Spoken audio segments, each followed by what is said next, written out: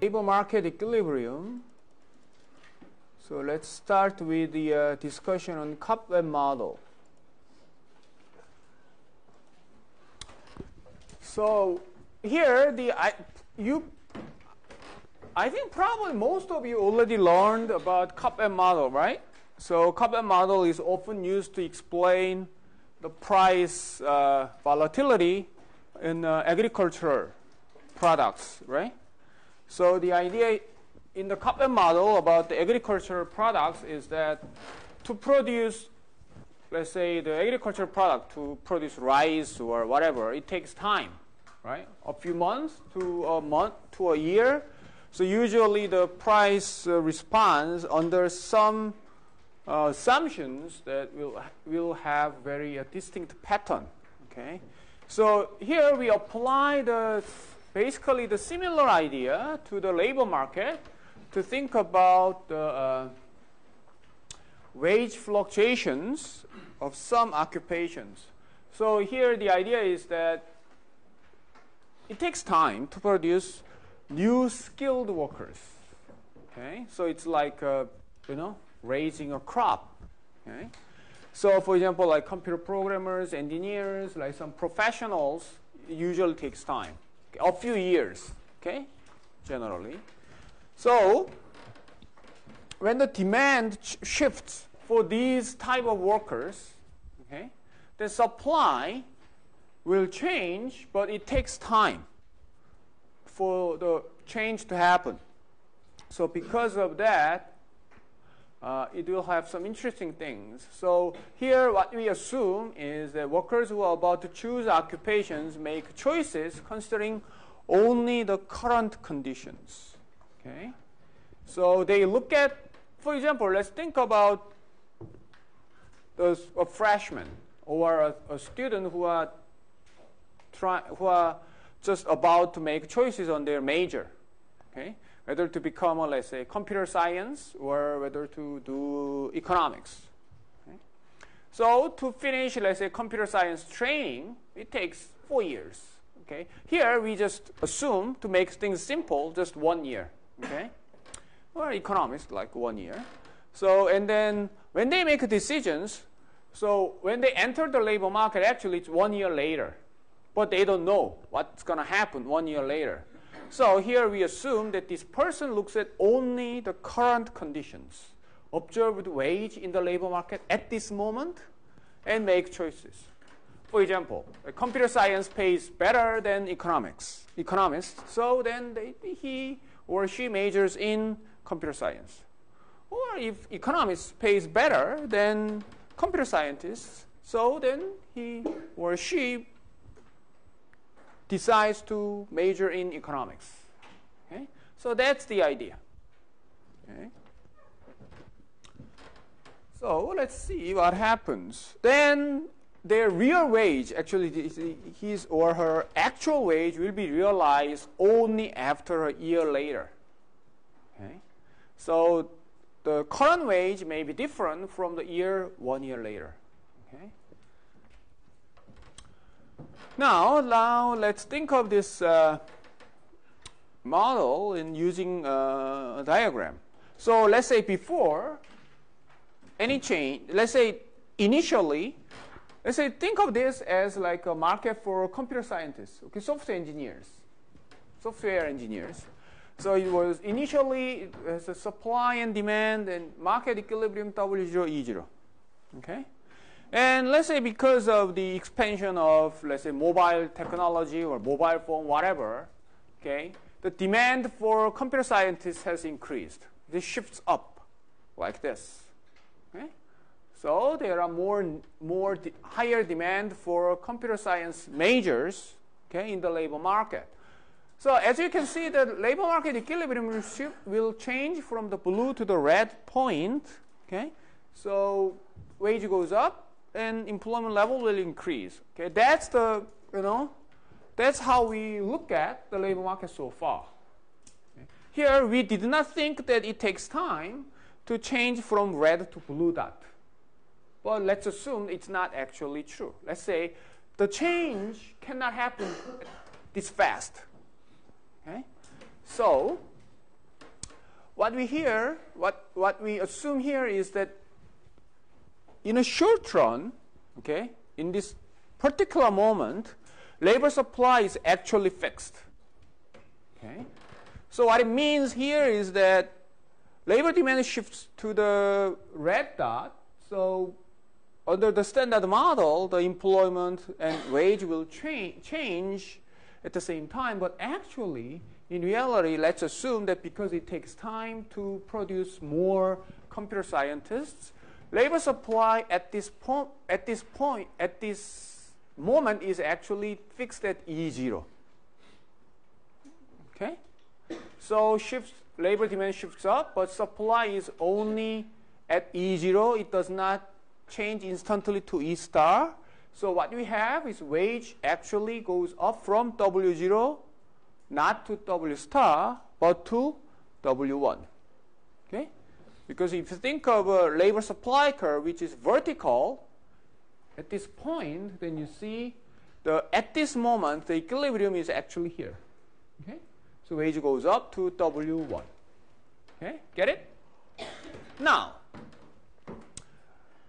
this person who's deciding to the major looks at wage W1 and it pays a lot, better than economics, right? So, bunch of people decides to major in computer science. Okay.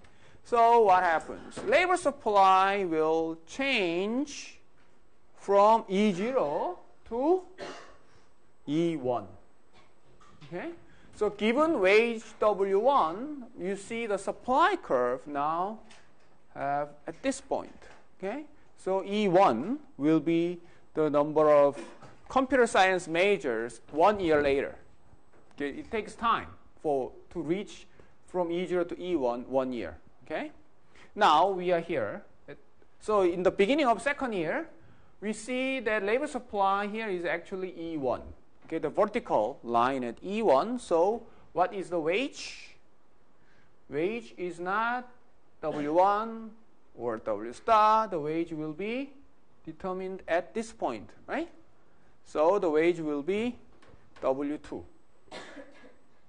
Okay, get that? So 1 year ago, this computer science were paid a lot.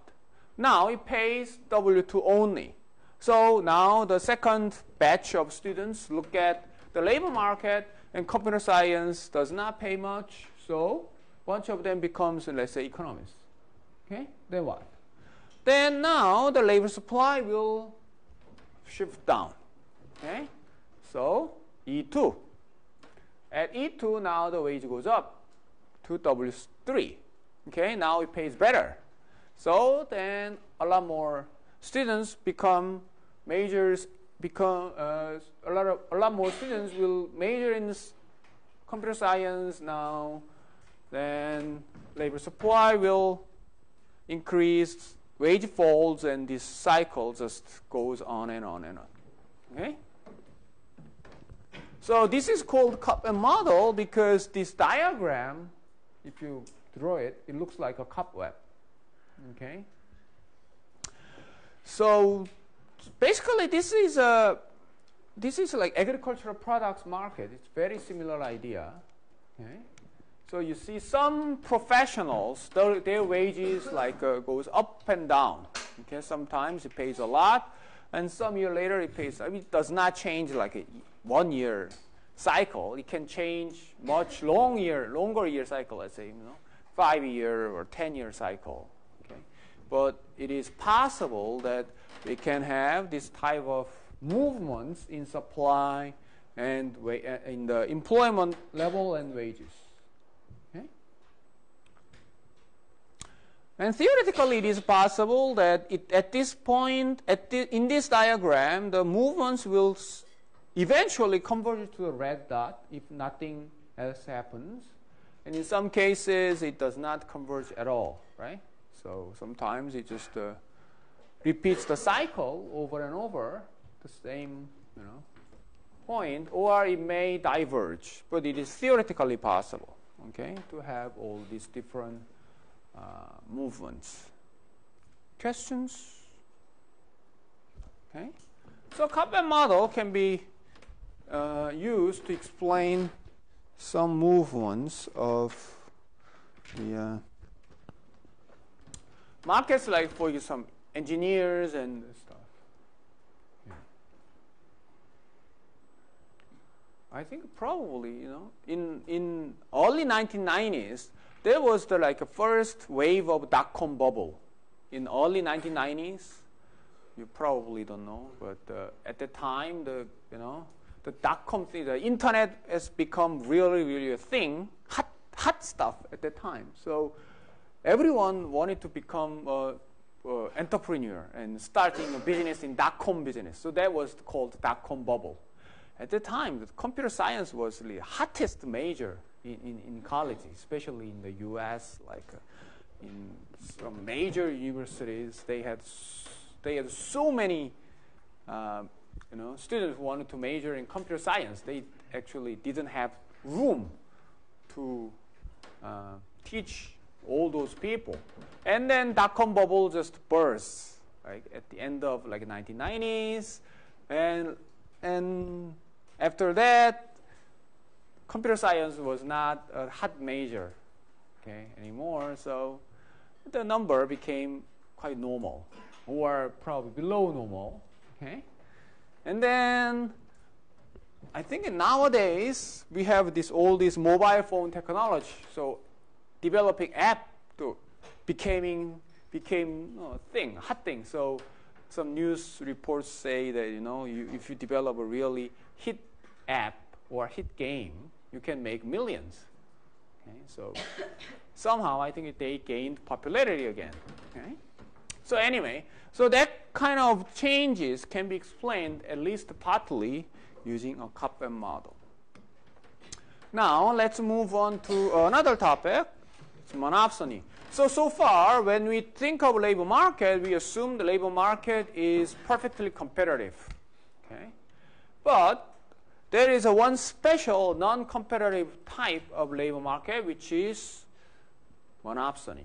Okay? The monopoly is strange because there are a bunch of workers, so it is difficult to imagine a situation where there is only one supplier in the labor market. Actually, it is possible if you think union as one entity of labor, and then we will deal with the monopoly union model way later. But let's assume that there is no union at this moment, so workers are on their own. So there is no monopoly. But monopsony is possible. What is monopsony? Monopsony is a market there is only one buyer.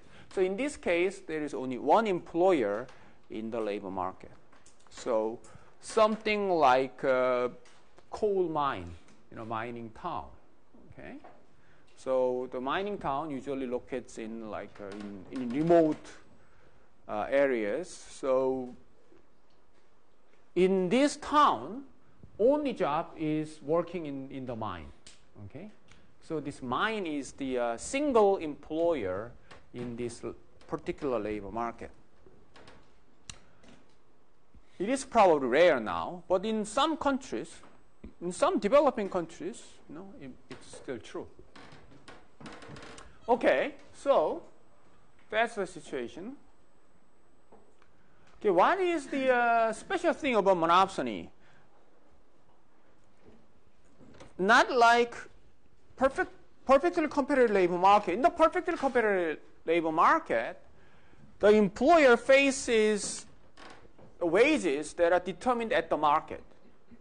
They cannot change the wage rate. That's the perfectly competitive market. So we can say the actually labor supply curve is flat at a particular market wage because they cannot change the wage level themselves. But in the monopsony, it's different. Monopsony, because this employer is the only employer, if this firm let's say if this firm increases the size of employment, the wage will increase. Decrease the size of employment, wage will decrease. Okay, so monopsony faces upward sloping market labor supply curve. So I'll give you an example, which I use quite often. Let's say there are workers, let's say there are 100 workers, potential workers in this town. Okay? So we have worker number 1, worker number 2, 3, 4, 5, 6. Let's say 100. Okay? And let's assume that we just order each worker by their own reservation wage. Okay? So for what wage rate they are willing to work. Okay? To make things simple, let's say the worker number 1's reservation wage is $1. Number 2, $2, $3, 4, 5, 6, 100. Okay? This basically tells you the labor supply curve. Okay? So what it means is that in this town, if you draw a labor supply curve, it's going to look like, 45-degree line, right? If wage is 0, no one wants to work. If wage is $1, then we have one person willing to work. That's person number 1. If it's $2, then we have 2 people because 1 and 2. Okay, you get that? So this is labor supply curve. Okay, this is market labor supply curve. Okay, let's assume that everyone works only for a fixed number of hours. Okay. So if you're a monopsonist, okay, when you decide how many workers to hire, you have to keep in mind this labor supply curve. Okay? If it's a perfectly competitive market, what you see is only the wage rate that is given at the market. But here, you don't see that wage rate, you see the labor supply curve. So what would you do? Let's say, if this company wants to hire only 2 people, okay, I need only 2, then how much do you pay? You pay only 2 people? $2 is enough, right? Why? If I pay $2, okay, let's assume that if the wage rate is equal to wage rate, reservation rate, the person works. Okay, so if the firm pays $2, then can attract number 1 and number 2. Okay, and that's enough. But let's say I want to hire 3, one more person. How much do you have to pay? $3. Okay, $3. Here, actually, there is a distinction between perfectly discriminating monopsonist and non-discriminating monopsonist. So if you look at our textbook, page 188, there is a discussion about perfectly discriminating monopsonist. So in this case, what it is that in this case, the monopsonist has a power to pay different wages to different workers. So you hire person number 1 for $1, you hire person number 2 for $2, you hire person number 3 for $3. Okay? So in this case, the firm pays only the reservation wage. Okay? And then they can pay the workers different wages. That's the perfectly discriminating monopsonist. Okay? So there is a discussion about it in the textbook, but we are not going to do that. What we are going to do is the non-discriminating monopsonist. Okay? Because non-discriminating monopsonist is a standard model of monopsony. Okay? So non-discriminating monopsonist is the firm that pays the same wage to all the workers. Okay? So that's the difference. So in the perfectly discriminating monopsonist case, if the firm hires one more person from, let's say the firm has 1 person, wants to hire a second person, the perfectly discriminating monopsonist pays $1 and $2. So $3 in total. But in the non-discriminating monopsonist, the firm pays $2 to the second person, and then for the first person, the firm pays also $2. Okay? So that's the difference. Okay, so anyway, what happens here is the monopsonist faces upward sloping labor supply curve, which simply means that if the firm wants to hire more workers, the firm needs to pay higher wages. Okay? Not only to the person that the firm hires, the person hires right now, also the firm has to pay higher wages to the person who previously hired. Okay? So that's actually quite important part. Okay? Get it? How the one-optionist works? Okay, so that's the perfect one-optionist. Just one line summary. So read about it in the textbook. It's only one page. So non-discriminating one-optionist pays same wages. Okay, non-discriminating one-optionist.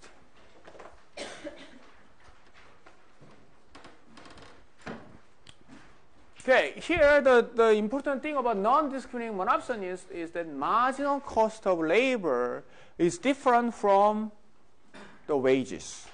Okay, what is the marginal cost of labor? Marginal cost of labor simply means when the firm increases labor input by 1 unit, by how much the total cost increases. That's the marginal cost of labor. You can say that's the cost of the additional person, additional labor input, one additional labor input. Okay. And in the perfectly discriminating, in the perfectly competitive market, marginal cost of labor is simply the wage rate. Okay, because if the firm hires one more person, for that person the firm pays the market wage. Okay, the workers who were already working were paid market wage, the same. So the next person gets the same wage like the market wage because the firm cannot change the market wage. So market wage is the marginal cost of labor. Okay? But for the monopsonist, that's different. Why? I think about it. Using simple example, you can just see it. Think of total cost of labor, let's say. Okay? So if you hire one person, you pay $1. So what is the total cost of labor? $1. If you hire 2 people, you pay $2 to each, right? Not 1 and 2. Just each, $2 each. So how much? That's $4. Okay, and then it's how much? $9. Okay, so if you increase labor input, your total cost of labor will increase. Now, what is the marginal cost of labor? So $1 and 3, 5. Okay, then you compare the marginal cost of labor to the wage you actually pay. This is higher, right? Okay, it happens because you pay the wage rate to the last person you hire, but also you have to raise the wage for the person you already hired before. So that's the additional part.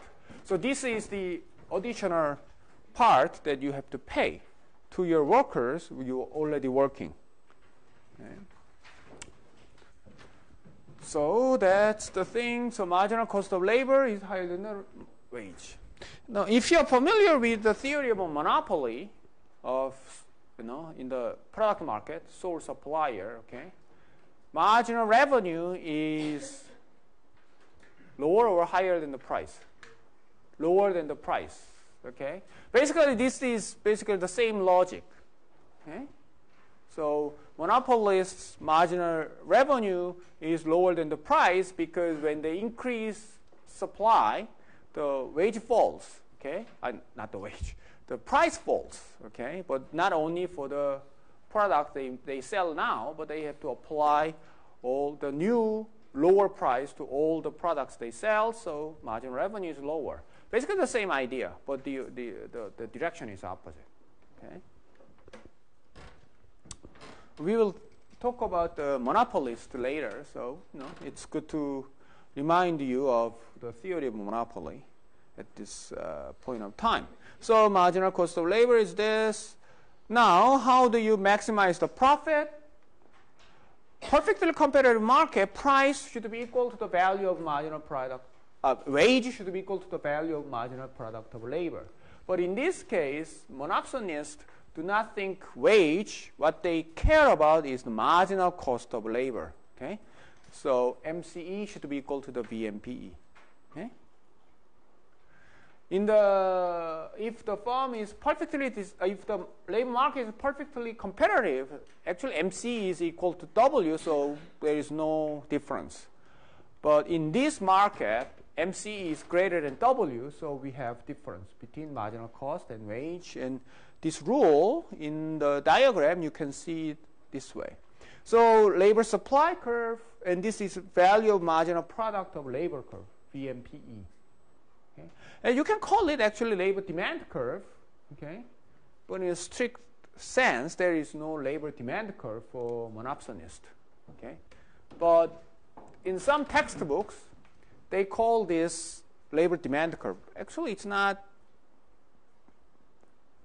very wrong. It's just a bit confusing, but it's still labor demand, because labor demand curve is value of marginal product of labor curve in the short run. So basically, you can call it labor demand curve. Anyway, so this is VMPE curve or labor demand curve, and this is labor supply curve.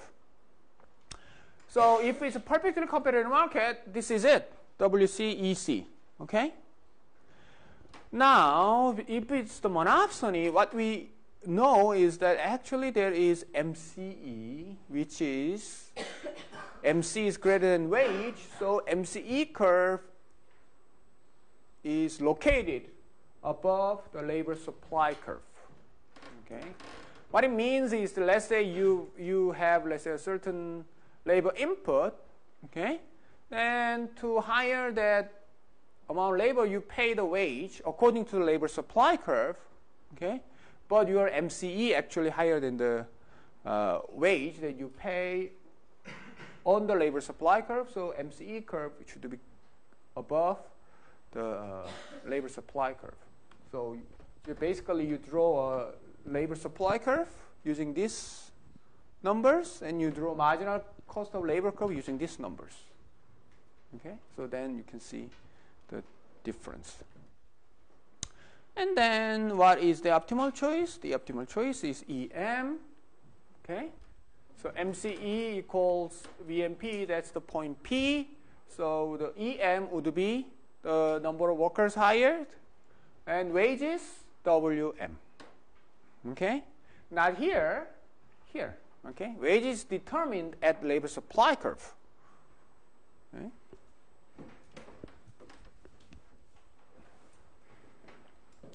Okay, so that's basically the thing about the monopsony model.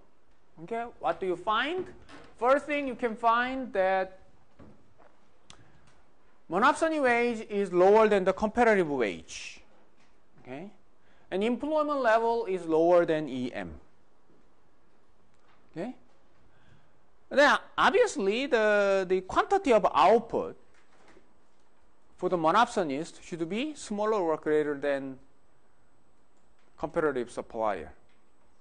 Smaller than competitive supplier, obviously, because they hire fewer people. Okay, they should produce less. Okay, so that's the inefficiency of monopsony market, basically. So we can, talk about those things now. Actually, what is interesting about this labor market is what happens when the minimum wage is introduced into this market. Okay? So think about it. Now, think about the minimum wage in this market.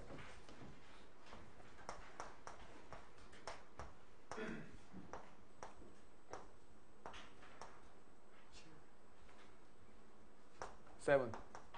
Right, okay? Now, think about it. Let's assume that now that government looked at this market, and let's say says that minimum wage should be $4. Okay? That's the government's rule. You pay $4 or more. Okay. Now, what happens to this firm? Okay, first thing. The firm wants to hire only one worker. How much the firm should pay? Without minimum wage, it's $1. But with minimum wage, how much? should pay $4. Why? Because wants to pay $1, but that's against the law, so pays $4. The total cost of labor, $4. Okay? Now, how about hiring 2 workers? How much? How much pay? $2? $4, right? So what is the total cost of labor? $8. With minimum wage, total cost of labor becomes $8, right? So now think of marginal cost of labor. For the marginal cost of labor is how much? $4. How about this? $4. Okay? Get that? Hiring 3 workers, how much? $4, right? So total cost of labor, 12. Marginal cost of labor, 4. 4 workers pay how much? $4. Total cost of labor, 16. What is the marginal cost of labor? $4. How about hiring 5 workers? How much to pay? $4? $5? $5, right? Because if the firm pays $4, it will never hire the 5th worker. So pay $5. Now what is the total cost of labor? 25. Right? 25. So marginal cost of labor becomes $9. Okay? So as you can see that marginal cost of labor curve changes this way, right? So if the wage is below or equal to the minimum wage, actually marginal cost of labor is just the minimum wage. For each worker, you pay the minimum wage. But once this labor supply curve, okay, or the wage you should pay to attract workers, goes above the minimum wage, you go back to the original marginal cost of labor curve. Get it? Okay. So there are just 2 parts in the marginal cost of labor curve. So first part is this. Okay. So here in this diagram, let's look at it. This is labor supply curve. This is margin MCE curve, and we have point B that is the optimal choice of the firm that we have seen. Now let's say the government says that, oh, you cannot pay that WM, you have to pay WMIN. Okay? What happens? Think of MCE curve. Okay, at first, as long as the wage the firm is willing to pay is lower than the WMIN, what is the MCE curve? MCE curve is just this flat line. Okay? The minimum wage. And once labor supply inside then when it reaches the point where the WMIN meets the labor supply curve, if the firm hires more workers, the MCE curve now, it becomes the original one. Okay? Get that? Okay? So that's what it is. So W means CGHM. Okay? Then what is the optimal choice for the firm? The firm's rule is basically the same. MCE should be equal to VMPE. So what is the optimal choice? Point? What point? Wants to be point C. Then you see what happens. Before the minimum wage employment level was EM, now is actually E min. It increases. Okay? So what happens?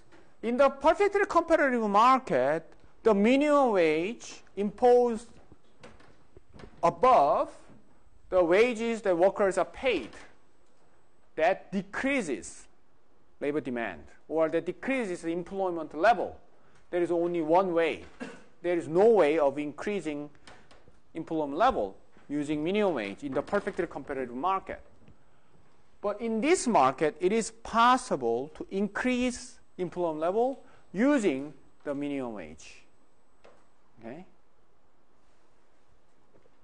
So the thing is that let's say you observe that after a minimum wage is imposed, let's say after the minimum wage is imposed above the wages the workers were paid, then you observe that actually employment level in this market has increased, not decreased.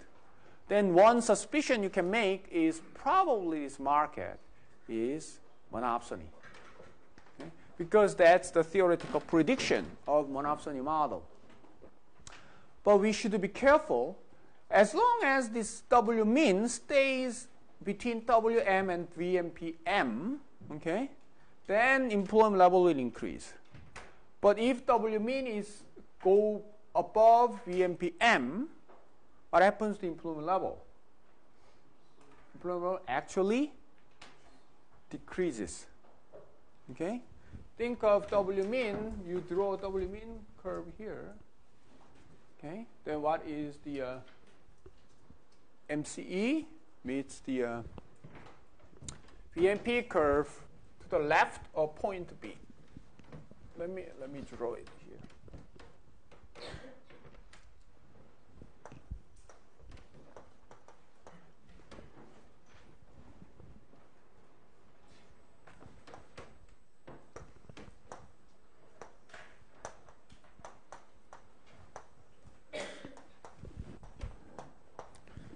So this is the original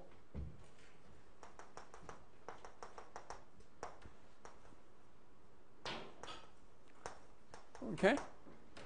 Now let's say if the government imposes minimum wage above VMPM, okay, here, then what happens to the MCE curve? MCE curve is flat up to this point, and then it goes back. Okay? Then what is the optimal choice? The optimal choice used to be here, right? Now the optimal choice is where? It's here. So employment falls. So given that wage rate, the minimum wage rate is above WM but below or equal to VMPM, then employment level will increase because of the minimum wage. But if minimum wage is greater than VMPM, actually decreases the minimum wage, decreases the employment level. Okay? Makes sense? If you draw a diagram. So the government cannot be overly ambitious. Okay?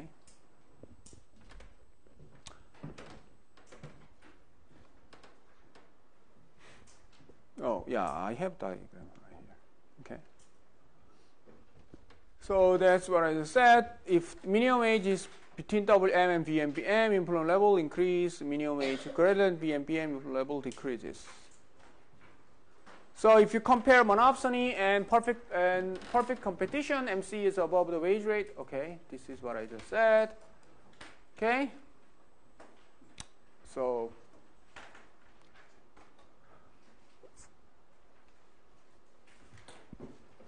but there is a question about the monopsony. Okay, the question that actually the monopsony has become a little more important than before, because if you actually have read the section about minimum wage in our textbook, there has been one very well-known study about the New Jersey and Pennsylvania minimum wage, and it basically finds that increasing minimum wage has increased employment level.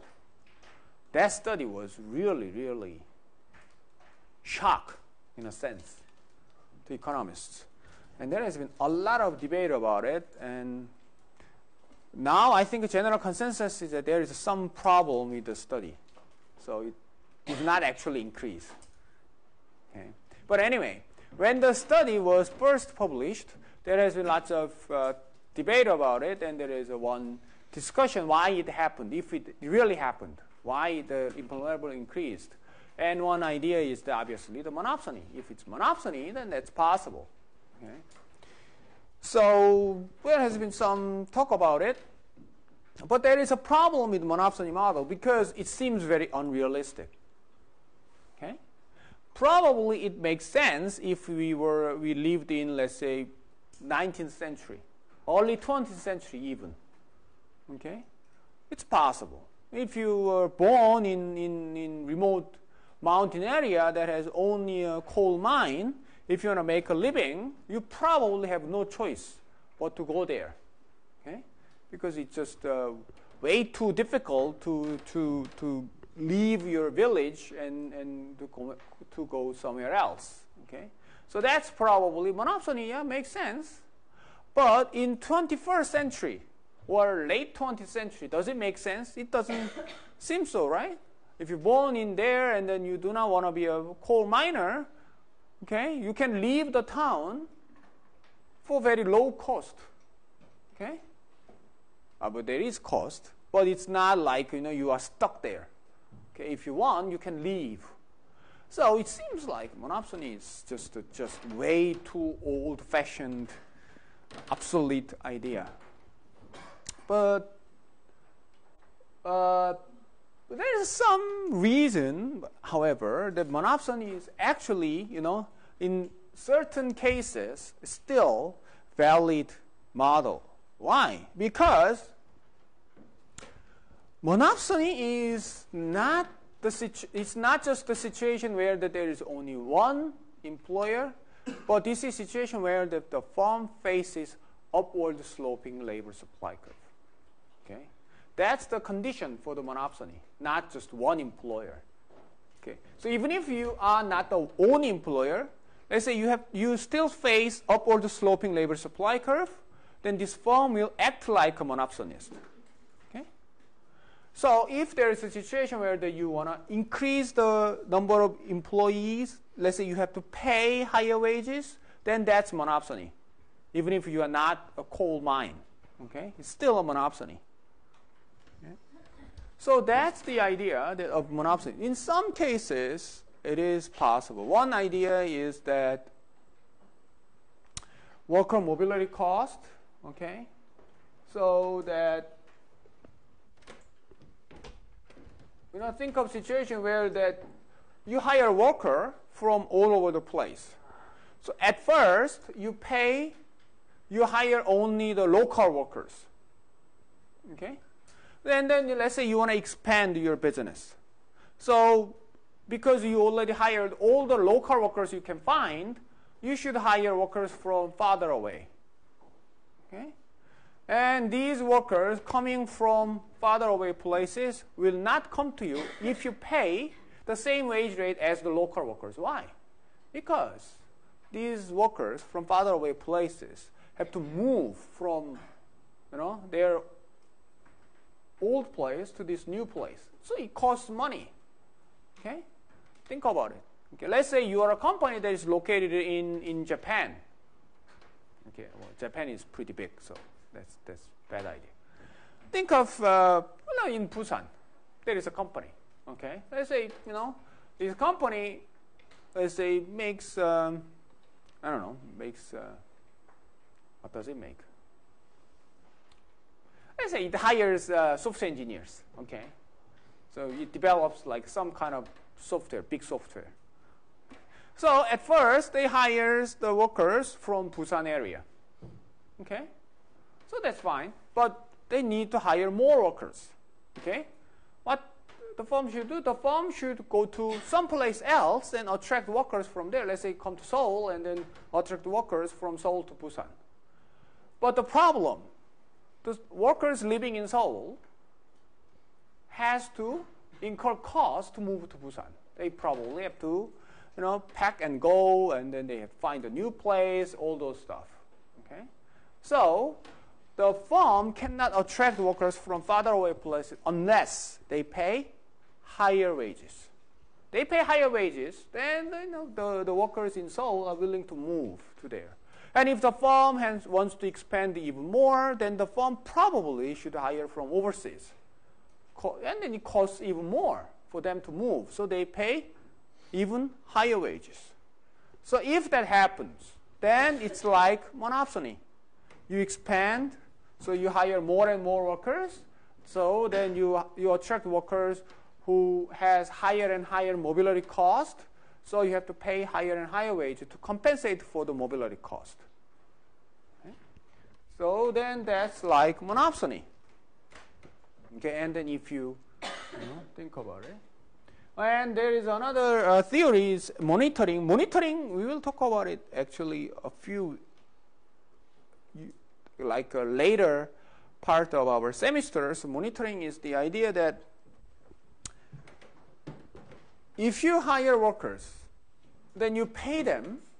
Obviously, what you expect is that for them to work hard for you, right? But workers do not want to do that, right? So if you pay and then if you don't watch them, probably a lot of them will not work as hard as they can. So the firm should keep watching them. We try to evaluate them, how hard they work and all those things. Okay, so it is a cost of monitoring the workers' performance. Then there are different ways to solve this problem of increasing cost of monitoring. So we will actually spend at least one lecture about it. But anyway, in brief course, here is that one way of lowering the need for monitoring is to pay them higher wages. Why? Because if you pay them higher wages, the workers like this job. Because this firm pays more than what the competitors pay. So they don't want to lose this job. So they will work harder. If you say that, I will pay you more, but if you don't do your job properly, you will get fired. If you get fired, then you should get a job somewhere else, which pays less. Okay? So the paying more can actually encourage workers to work harder. Right? That's the idea. Now, the monitoring is the idea here is that as the number of employees increases, it becomes more and more difficult to monitor them, simply because there are so many. So they have to find a way to improve performance without incurring too much cost of monitoring.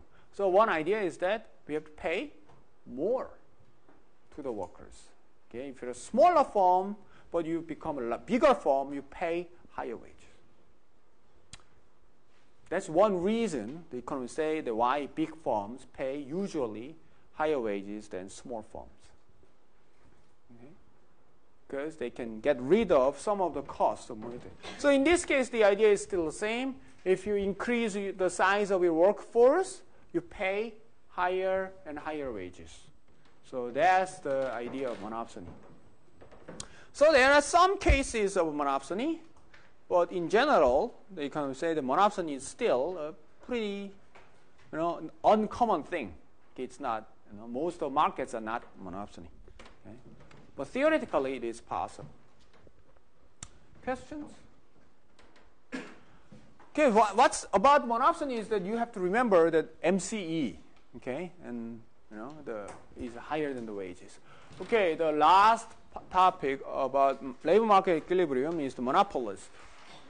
Okay, so in this case, we think of monopolist in the product market. So this firm, so we assume that this firm is a monopolist in the product market. Then how would they behave? Okay, what we know. Monopolists, okay, marginal revenue is lower than the price of the product. Okay.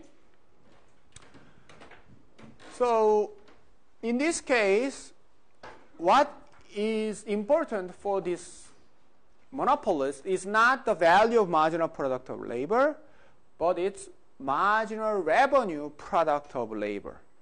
So marginal revenue product of labor is MR times MPE. VMPE is what? What times what? P times MPE. Okay? So there is a difference. If it's a perfectly competitive market, actually there is no difference. MRPE is VMP because MR equals P. But in monopoly case, MR is lower than P, so MRPE is lower than VMPE. Okay?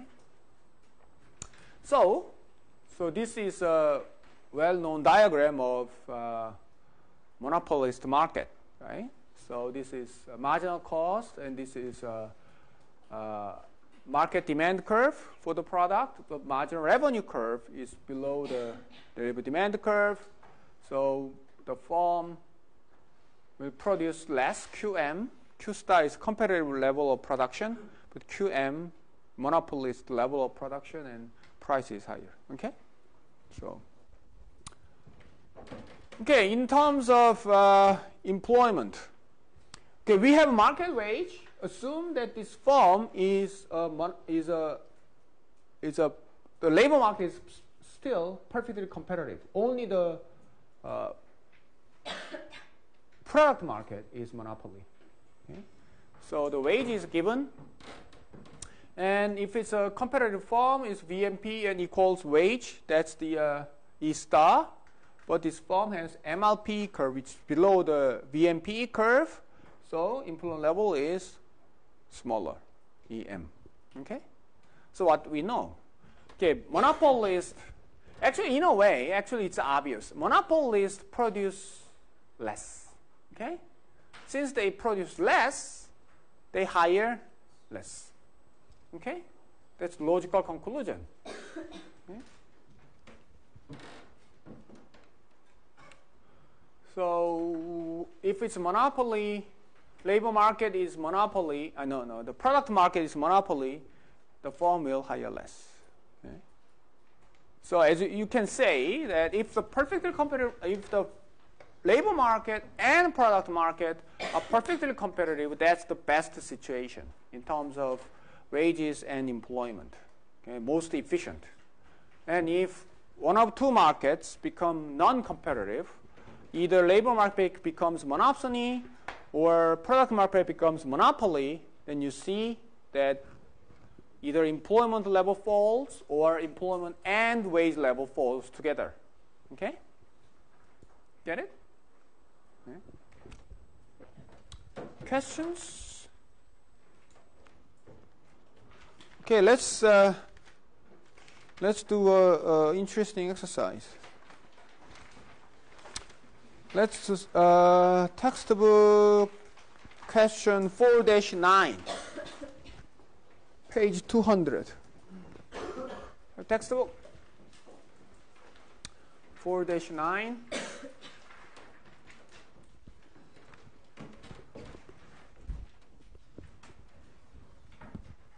Okay, this is a case of monopsony and monopoly. So we have this firm is a monopolist as well as monopsonist. Okay, the question said the Key West parrot shop has a monopoly on the sale of parrot souvenir caps in Key West. The inverse demand curve for caps is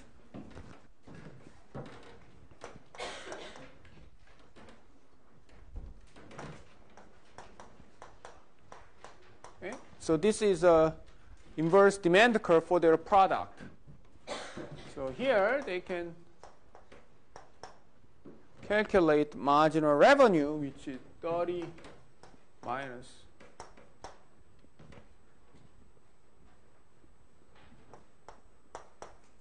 okay, so this is the marginal revenue curve.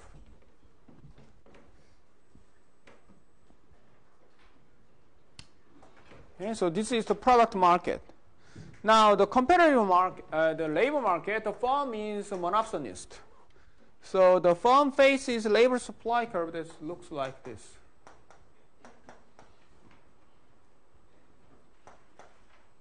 Okay, so the MCE curve here is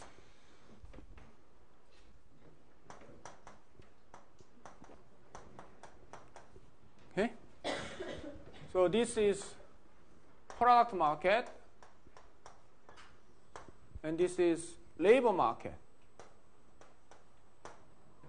Okay.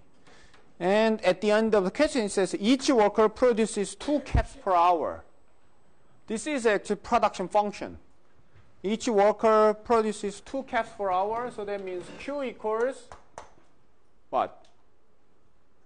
2 caps per hour. So one worker makes 2 things. So Q equals 2 E. Okay? Get it? So then what is the marginal product of labor? Marginal product of labor is, what is the marginal product of labor? Just 2. Okay? And find the employment level of this firm. I will give you 3 minutes. Okay? Work it out.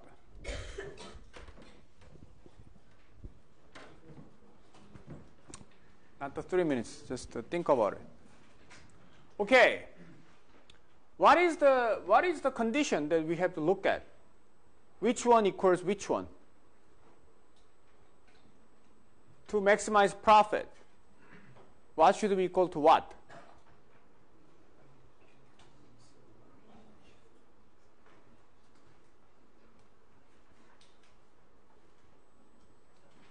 If it's a perfectly competitive market, P equals W equals MC, W equals VMPE, right? Okay, that's the perfectly competitive market. But so if it's a perfectly competitive, everything is perfectly competitive, W equals VMPE. Now, since the firm is monopolist, this should be replaced with what? VMPE should be replaced with MRPE, right? And this W should be replaced with MCE. Get it? So the condition is MCE should be equal to MRPE. Okay. Now we have MCE curve here, so there is nothing difficult about it. What is MRPE? MRPE is what? MRPE is MR times MPE, right? So what is the marginal revenue? Marginal revenue is this. Okay? MPE is 2. Okay, so this times 2. There is only one problem. The Q. You replace Q with what? 2E. Okay? Then you solve it, then you have the answer. Get it? Okay? So 30 minus 0.8, 2E times 2. Okay? Then you equalize this to this, then you have the answer, and then you can find everything. Questions?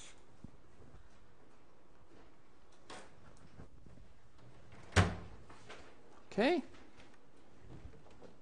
So you finish the exercise.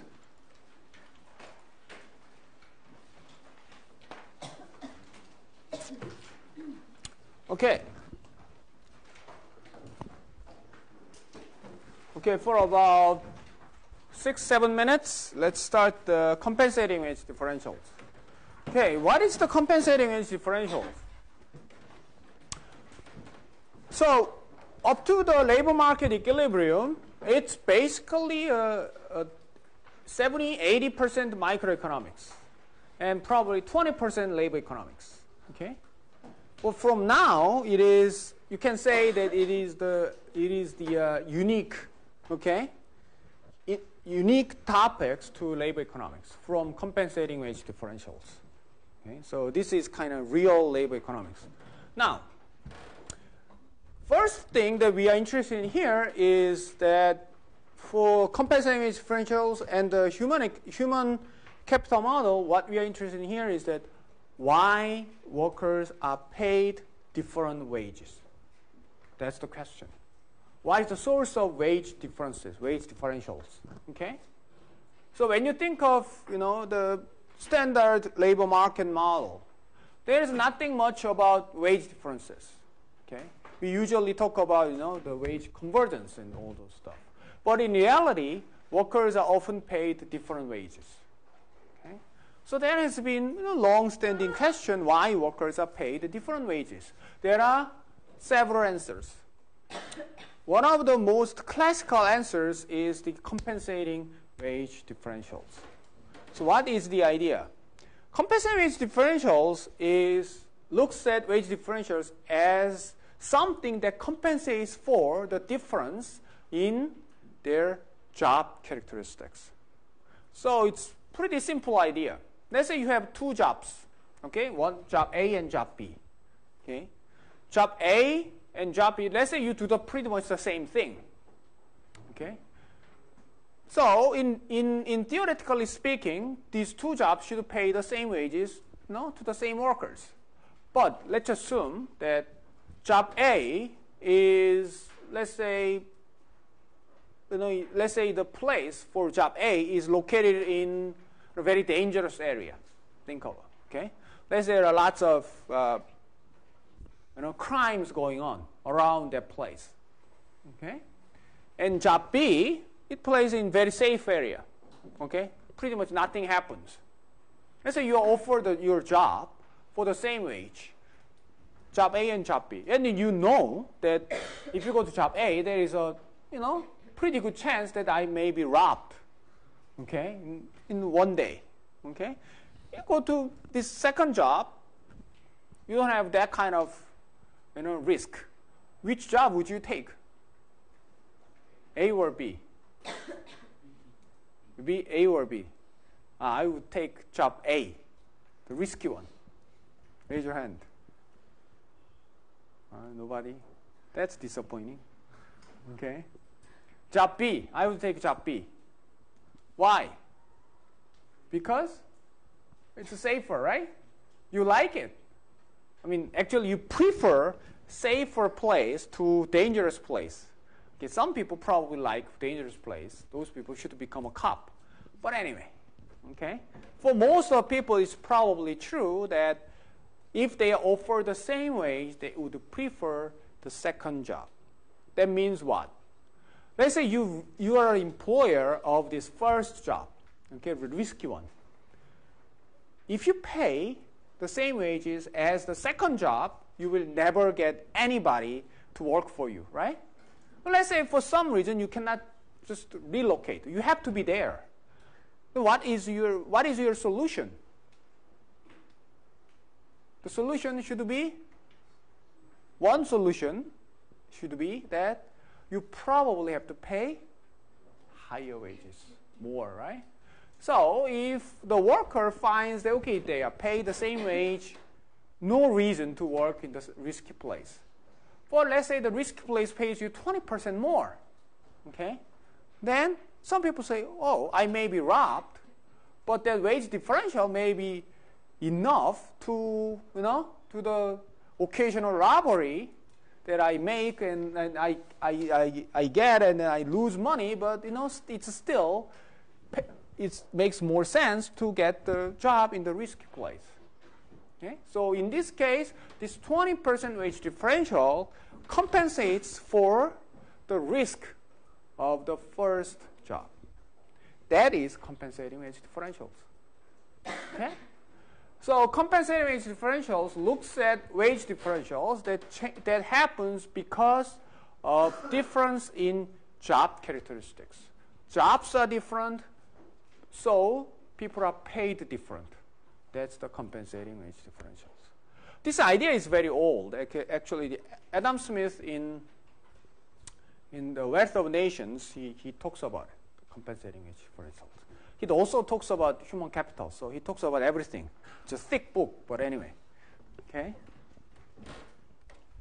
Actually, I am reading the Wealth of Nations. It's really long and boring book.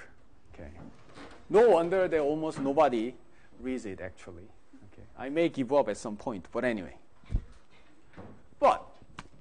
So that's the idea of compensating wage differentials. So in our lecture, we first look at the compensating wage differential. I just told you story, and then we will make it into model. Okay. So and the intuition is basically the same. Okay, but we will make it into a model. So compensating wage differential, risk on the job. So first thing we look at the wage differential between a safe job and risky job. There are only two jobs, like my example. But we will expand it to the case where the jobs are continuous. So the very different levels of risk, but a lot of jobs. Then what happens? And then we will look at the government regulations on the labor market. So the government's, one of the very common regulation in the labor market is about the job safety. Okay.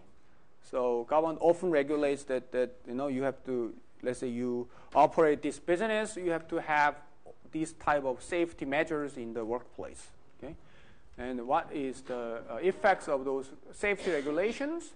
And then we will look at some example of compensating wage differentials, like a layoff risk. So there is a job that are more likely to lay off people or less likely to lay off people than what is the effect of it, and then another last thing is the employee benefits.